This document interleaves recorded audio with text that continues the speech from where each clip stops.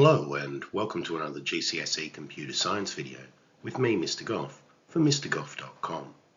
This video will focus on testing. Testing is essential to ensure a program behaves as expected. As sub-programs are developed, they will be tested to ensure that they work as expected. This is known as iterative testing and may also involve limited models of the final program. This is where the sub-programs would be joined together to see how they communicate with each other.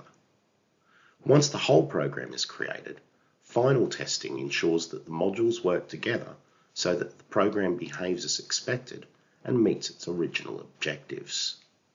The two types of errors you need to be familiar with identifying through testing are syntax errors, which are errors that break the grammatical rules of the programming language and stop the code from being able to be executed, and logic errors, which are errors which produce unexpected output but don't prevent the code from being run.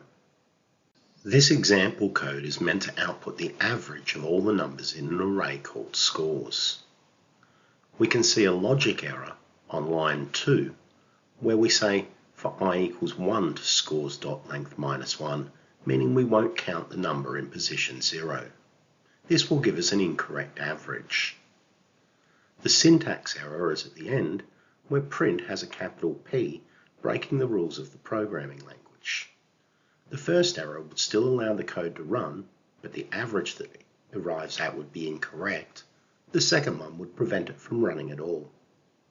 In order for testing to be effective, programs must be tested with a range of different types of test data.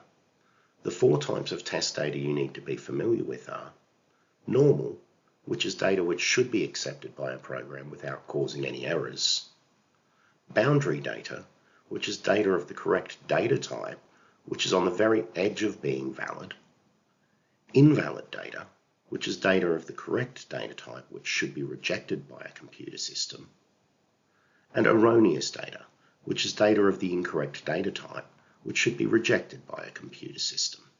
Let's take a closer look at these in some examples. This basic program asks the user to input a number between 1 and 10 and then checks whether they inputted the lucky number, which is 7.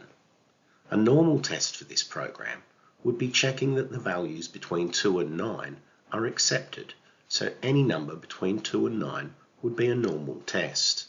If the number was 7, we would expect it to say, "Well done, you guessed it," and for all the other numbers, we would expect it to say, "Wrong, the number was 7.